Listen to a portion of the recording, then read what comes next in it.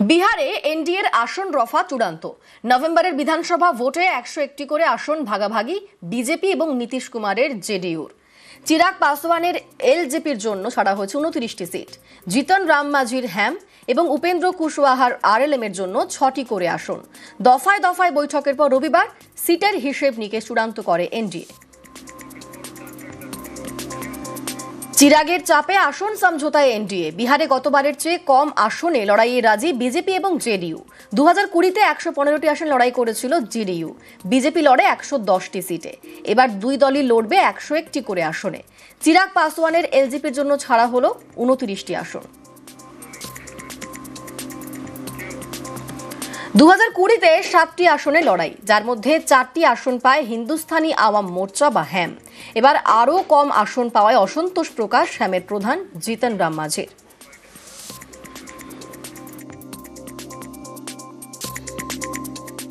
आला कमान ने जो तय किया, निर्णय किया, वो निर्णय सिरोधार्य है, लेकिन 6 सीट दे करके हमारे जो महत्व है उसको उन्होंने कम करके आंका है, जिसका हो सकता है कि खामियाजा भुगतना पड़े हमारे एनडीए को। প্রকাশ্যে মাদক ব্যবসার কারবার, প্রতিবাদ করলেই হুমকি, হুঁশিয়ারির অভিযোগ। অভিযুক্তকে ধরে গণধোলাই জনতার। উত্তর 24 পরগনার আমডাঙ্গার রামপুরের ঘটনা। মাদক সহ জালে গ্রেফতার সুরজ মণ্ডল।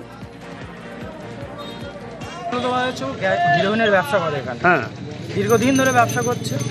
আমরা থানাতে জানিয়েছিলাম, দীর্ঘদিন চলছে বেআইনিভাবে। আপনারা কি চাইছেন? আমরা চাইছি রামপুর এই জায়গাটা নেশামুক্ত। কতদিন ধরে চলছে এটা? মিনিমাম না হলে 8 থেকে 10 বছর ধরে চলছে। যখন আমরা প্রতিবাদ করছি আমাদেরকে লোক দিয়ে হুমকি দেওয়া হচ্ছে, এই করব এই করব, এইভাবে এরকম বলা হচ্ছে। আজ কলকাতার বেশ কিছু রাস্তায় যানজটের আশঙ্কা করা হচ্ছে।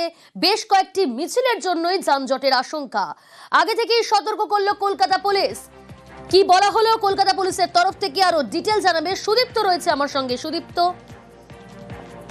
দেখো প্রিয়াঙ্কা, শহরে বেশ কিছু মিছিল রয়েছে, সেই কারণে শহরের বেশ কিছু রাস্তায় যানজট তৈরি হতে পারে এবং সেই কারণে আগে থেকে এই আশঙ্কা করে সতর্ক করছে কলকাতা ট্রাফিক পুলিশ। এই সমস্ত রাস্তাগুলি 12টার সময় যেখানে মিছিল রয়েছে, এই সমস্ত রাস্তা সেই সময় না ধরাই বেটার হবে সাধারণ মানুষের জন্য। একই সঙ্গে সিআর অ্যাভিনিউ, বেন্টিং স্ট্রিট, যারা একটাই সেখানে মিছিল রয়েছে, কলেজ স্ট্রিটেও যারা 2টোর সময় মিছিল রয়েছে, এবং সেই সঙ্গে হরিশ মুখার্জি রোডেও যারা 3:30-র সময় একটি বিক্ষোভ কর্মসূচি রয়েছে। তাই এই সমস্ত রাস্তাগুলি সেই সময়ে না ধরে যাওয়ার জন্যই সতর্ক করছে সাধারণ মানুষকে কলকাতা ট্রাফিক পুলিশের পক্ষ থেকে। এমনটাই সামাজিক মাধ্যমে, তাদের যে সামাজিক মাধ্যমে হ্যান্ডেল রয়েছে সেই সমস্ত হ্যান্ডেলে তারা পোস্ট করেছে। বেশ, বিপর্যয়ের পর আবারও উত্তরবঙ্গে মুখ্যমন্ত্রী রিভিউ মিটিং করলেন আলিপুরদুয়ারের হাসিমারায়। দুর্যোগের সময় ভালো কাজের জন্য পুরস্কারও দিলেন। আমি ওখান থেকে নাগরাকাটায় যাব, আরো কয়েকটা অঞ্চলে যাব, ওটা করতে করতে আবার রাত্রি হয়ে যাবে। তারপর উত্তরকন্যায় ফিরবো। পরের দিন আমার মিরিকে, যেখানে ডিজাস্টার হয়েছে সেখানে যাব। মিরিক থেকে আমাকে দার্জিলিং যেতে হবে। দার্জিলিং আমি একদিন থাকবো, কারণ ওখানে আমাকে দার্জিলিং কালিম্পং নিয়ে, মিরিক যেহেতু দার্জিলিং এর মধ্যে পড়ে, আমাকে একটা রিভিউ মিটিং করতে হবে তার পরের দিন করে। আমি তার পরের দিনই ফিরে আসবো উত্তরকন্যায়। শুক্রবার দিন আমি কলকাতায় ফিরে আসবো।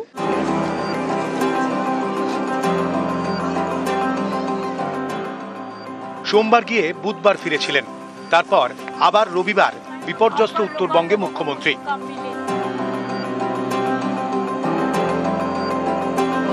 এদিন হাসিমারায় নীলপাড়া কমিউনিটি হলে প্রশাসনিক আধিকারিকদের সঙ্গে বৈঠক করেন মুখ্যমন্ত্রী। ত্রাণ এবং পুনর্বাসনে বেশি নজর দিতে নির্দেশ দেন। সেটা কতটা হয়েছে? রোড ম্যাম প্রচুর রাস্তা ড্যামেজ হয়েছে পুরো এলাকাতে ম্যাম। 3-4 তো একসাথে করা সম্ভব না, আস্তে আস্তে আস্তে আস্তে যেতে হবে। বিপর্যয়ে ভালো কাজের জন্য 8 জনের হাতে পুরস্কার তুলে দেন মমতা বন্দ্যোপাধ্যায়। Mohammad Ali, forest guard, Madarihat. আমি অভিনন্দন জানাই যে ঘটনার জল আসবার আগে এরা ইভাকুয়েট করে দিয়েছিল, ফলে এখানে জীবন হানিটা হয়নি। যে জায়গাগুলো ক্ষতিগ্রস্ত হয়েছে তার ফুল সার্ভে করে ডিএম একটা রিপোর্ট তৈরি করেছে, সিএস এর কাছে যাবে। এবং কিছু মানুষ যারা জীবনের ঝুঁকি নিয়ে কাজ করেছে, খুব নিচু তলার, এবং তারা না থাকলে হয়তো অনেক মানুষ বিপদে পড়তো, তাদের এখানে 8 জনকে পুরস্কৃত করা হলো।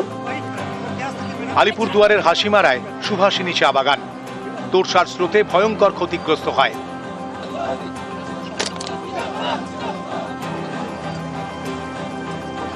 এদিন এই চা বাগানে যান মমতা বন্দ্যোপাধ্যায়।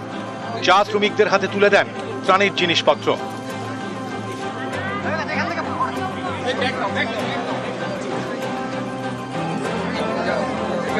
চা বাগান থেকে বেরোনোর সময় এলাকার কয়েকজন মহিলাকে দেখে গাড়ি থেকে নেমে পড়েন মুখ্যমন্ত্রী। তাদের সমস্যার কথা শোনেন, সমাধানের আশ্বাস দেন। এদিন হাসিমারায় একটি গুরুদ্বারেও যান মমতা বন্দ্যোপাধ্যায়। নিউজ 18 বাংলা। ধাপার পাশে এই নতুন ধাপায় ফেলা হবে কলকাতার জঞ্জাল, আর সেখানেই তৈরি হবে অত্যাধুনিক পরিবেশ বান্ধব ওয়েস্ট ম্যানেজমেন্ট প্ল্যান্ট। এর জন্য কলকাতা পুরসভার খরচ হবে প্রায় 55 কোটি টাকা।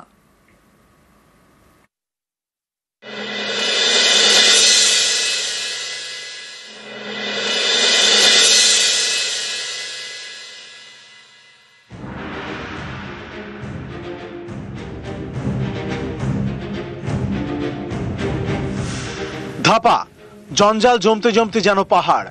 কলকাতা এবং আশপাশের বেশ কয়েকটি পুরসভার আবর্জনা ভারে ধুঁকছে।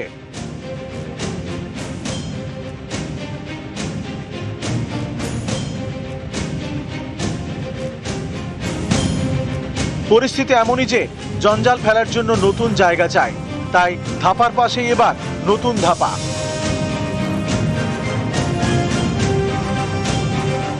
ধাপার পাশে রয়েছে কলকাতা পুরসভার 541 বিঘা জমি। এই জমিতে অনেকে সবজি চাষ করেন, তাদের ক্ষতিপূরণ দেওয়ার কাজ শুরু হয়েছে। সেই কাজ শেষ হয়ে গেলে ওই 541 বিঘা জমিতে তৈরি হবে নতুন ধাপা।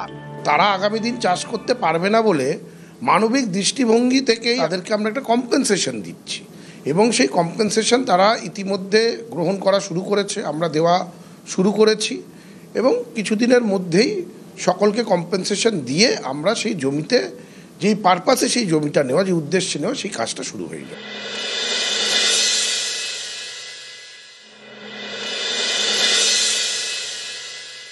কোনো কারণ নেই, আমরা পেয়ে গেছি শান্তিভাগে, ঠিক আছে, কোনো অসুবিধা নেই। এটা কর্পোরেশন জমির একটা চেক পেলাম, ঠিক আছে, তাতে আমরা খুশি। আর এখানে যদি কর্পোরেশন কোনো কিছু করে, লোক তো কিছু করে খেতে পারবে। কারখানা হলে অবশ্যই ভালো হবে, যাতে আমরা একটু কিছু উপকার পাই। আমার কাজ পেলে তো খুশি হবই, টাকাটা পেয়ে গেছে আর ভয়টা নেই। 180 বিঘা জমি নিয়ে ধাপা, এর পাশেই 541 বিঘা জমিতে তৈরি হবে নতুন ধাপা। এর মধ্যে 360 বিঘা জমিতে তৈরি হবে ওয়েস্ট ম্যানেজমেন্ট প্ল্যান্ট। খরচ প্রায় 55 কোটি টাকা।